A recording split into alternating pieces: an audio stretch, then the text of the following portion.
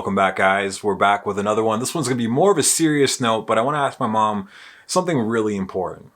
Mom, what was it like your first day here in Canada? 28th of February, 1997. It was a very cold day and I didn't have my jacket on. I left it somewhere on the airport. And as soon as we stepped out of the airport, it was so cold and so many things went through my mind. I missed home. I missed my mom, my brother, and I was looking forward to having a good life here in Canada.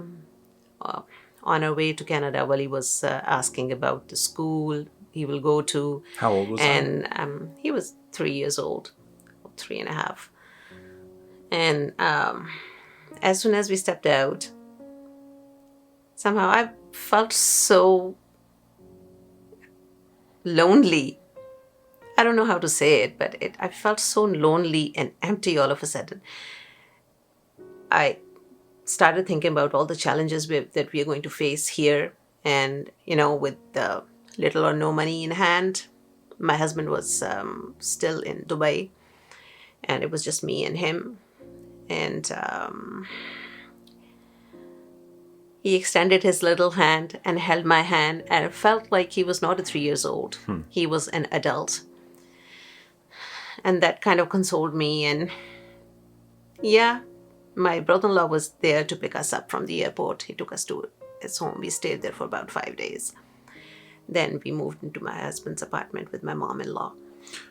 Mom, what was the first thing you thought when that plane took off from, we were in Dubai at the time, right? Yes. Dubai to Pakistan. From Pakistan to Dubai, then to Canada. Yes. When the plane took off and you knew you were going to land in a country you'd never been to before, everything was going to be different. What was going through your mind on that plane? To be honest, at that point of time, I was very excited. I wanted to go see new places, meet some of my in-laws' family that I haven't met before, and make new friends. And I had seen pictures of Canadian countryside, and I really, really loved it. And I was looking forward to visiting those places. Mm-hmm. And but as we landed and we were lining up for immigration, so many things started coming to my mind, like when will I be able to see my mother, my brother? When is my husband going to come to Canada? When will he be able to? And, whether I'll be working or will my husband get his job back that he was doing before he left for Dubai? So many things. And yes, there were a lot of challenges, difficult times, good times. Mom, when so many people that are watching, maybe coming from immigrant families themselves, their parents may be immigrants, their grandparents may be immigrants to Canada, what was one of the biggest challenges that you had as an immigrant that I'm sure many of the people that are watching could relate to? To be honest, taking the bus. I didn't know the routes. And I kept on asking people, I have to go there, I have to see the doctor, and which way is the school? I didn't know things like that, the basic things. And, but, with passage of time, it becomes easy, a few weeks, and you are accustomed to so many things now. But in the beginning, it was pretty hard. I didn't even know what toonie means or what loony means, and, how to go shopping, where to go shopping, because I didn't drive at that time. And my husband wasn't here either. So it was very, very cold. And we used to roam around on the streets to to look for a grocery store. And it took me 2.5 weeks to find the nearest school where he would go to school later on. And that was Fenside. That was Fenside Public School in Toronto District School Board. North York, yes. Shout out to Fenside. North York, and then Roy Wood as well. And then Roy Wood, because we lived in the York Mills and DVP area. Yeah. So, Mom, if you could think of one moment or one story where someone helped you or was an unexpected sort of saving grace in a moment of difficulty at that time? Could you think of someone that maybe? Yes. We were looking while we were looking for the nearest school for Wali. We went the wrong way, and as we entered the office, we were covered in snow, and Wali was shivering. And that nice secretary at reception asked us like why we were there, and she helped us a lot, what kind of documents we needed for his registration as a student. And she looked up in the map which was the nearest school for him, and she showed us like which street to take, and she was very, very helpful. And when we finally reached Fanside, there were also very helpful people. And Wali's junior kindergarten teacher was also a very good teacher. What was her name? Miss Ross. Miss Ross. Mrs. Ross. Mrs. Ross from Toronto District School Board. Shout out to Mrs. Ross. And he always wanted to dress up in a suit and tie before he went to school. So he had a lot of trouble changing into gym clothes. And she said, it will be easier if he comes to school in regular clothes. More like my mom wanted me to dress up in a suit and tie, not me. I was a 4-year-old kid. She probably wanted to dress her kid up in a suit and tie. That being said, Mom, what is your favorite thing about Canada? What do you love about being Canadian? Very loving people, very helpful, very respectful. They will go out of their way to help you. I remember when my second child was born, and it was raining, freezing rain, and I had to get out of the cab to go into the medical building. And I don't know, out of nowhere, this guy came running with the umbrella, held the car seat that I was holding in my hand, and ran to the building with us with the umbrella over our heads. And I didn't even get to say goodbye to him. I was in tears, and I still remember that. And I will never forget that. Whoever you were, thank you so much. Thank you. Thank you for helping my mom.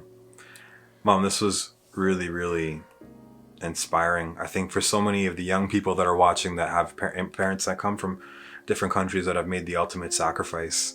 It's not easy. It's not easy. You leave your family, your friends, your home, your city behind. Yeah. And you come to a new country just for the future, the better future of your children. For all of those young people that are watching, say thank you to your parents. And I'm going to lead by example and say thank you, Mom, for You're welcome. All of the sacrifices. I appreciate it so much. Thank you. All right, guys. I'll see you next time. Peace.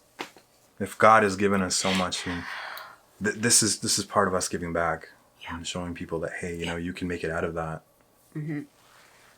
अगर हमने किया वो भी कर सकते हैं. बिल्कुल कर सकते हैं. किस चीज़ के बारे में सोच रहे हैं?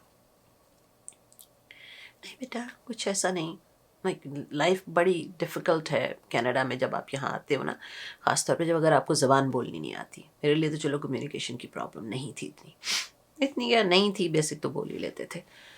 लेकिन जिन लोगों को नहीं आती ज़बान, उनके लिए बहुत ज़्यादा मुश्किल हो जाता है.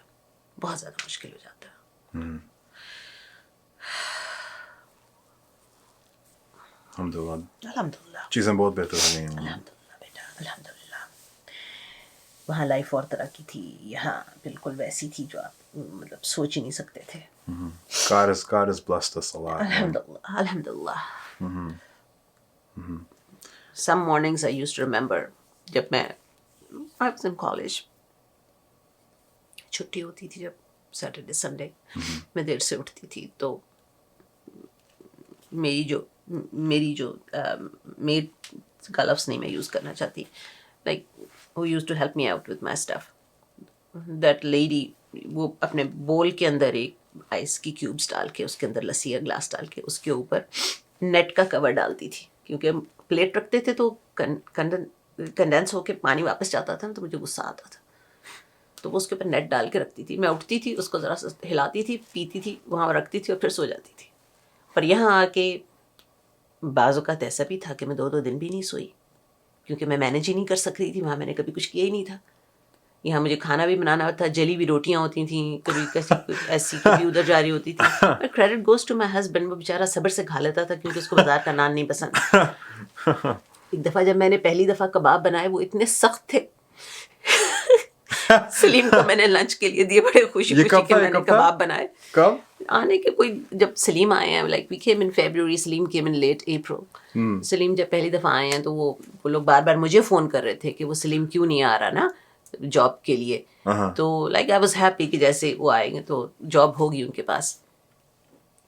और मैंने उस दिन बड़ी खुशी खुशी मैंने सोचा कबाब ट्राई करते हैं, तो मैंने वो कबाब बनाए और वो कबाब का सालन सा बना के मैंने सलीम को अजीबोगरीब किस्म की रोटी के साथ दिया. तो when Salim came back I was so excited. उनका सलीम आपको कबाब कैसे लगे? कहने लगे वो मैंने मोइन को दे दिए थे. मैंने दाल और चावल लेके खा लिए थे. मैंने कहा क्यों? मैंने कहा अच्छे नहीं थे. तो कहने लगे फरिया उसको कोई खा तो नहीं सकता था, वो मोइन ही था जो खा गया. किसी का सर फाड़ने के काम आ सकते थे. I was so sad. Bathroom में जाके मैं रोई. फिर मुंह पे छींटे मारे बाहर आई. मैं तो कहने फरिया मैं झूठ नहीं बोल सकता. Wow. So that's the real immigrant struggle when your husband doesn't like your food. I'm sorry I eat out so much, Mom. I won't go on Uber Eats anymore. नहीं मेरा खाना मैं दाल चावल खा लूंगा. मेरा खाना अभी भी मजे का नहीं है. Okay, Mom. When I used to speak at some schools, and I would always tell them the story. एक दिन आपको शादी आया होगा. बटर चिकन वाली. So I would tell them. I said I was so tired this one day coming back from school, and I would always I didn't like to eat my mom's food. My mom would make lentils and rice, dal chawal, and I never wanted to eat. हमारे घर में इतने दाल चावल नहीं बनते थे. बनते थे ना? नहीं बनते. जी बनते थे because it's the immigrant struggle. We don't have money. You make dal chawal. No, yes, when we didn't have money, I did make dal chawal, but there was always enough to buy me. Dal chawal is the struggle food, Mom. Yeah. That's when you know your parents are struggling, right? Even when we had the restaurant, and my husband would cook meat all day long. We come back home around like 12 in the 12 around midnight. They would say, Faria, can you make some dal?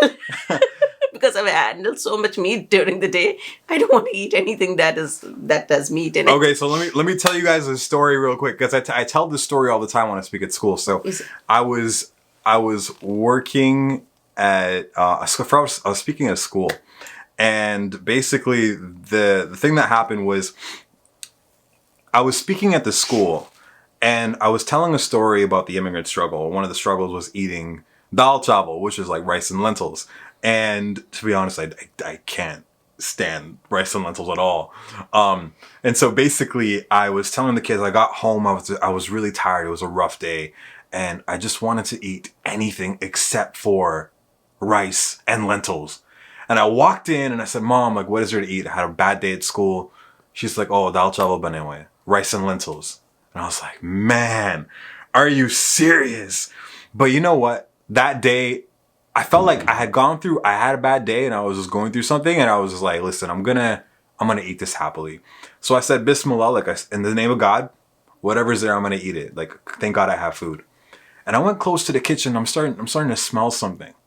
And it doesn't smell like rice and lentils, but I'm praying, I'm saying thanks to God, and I get closer to the pot on the stove, and I lift it up, and it's butter chicken.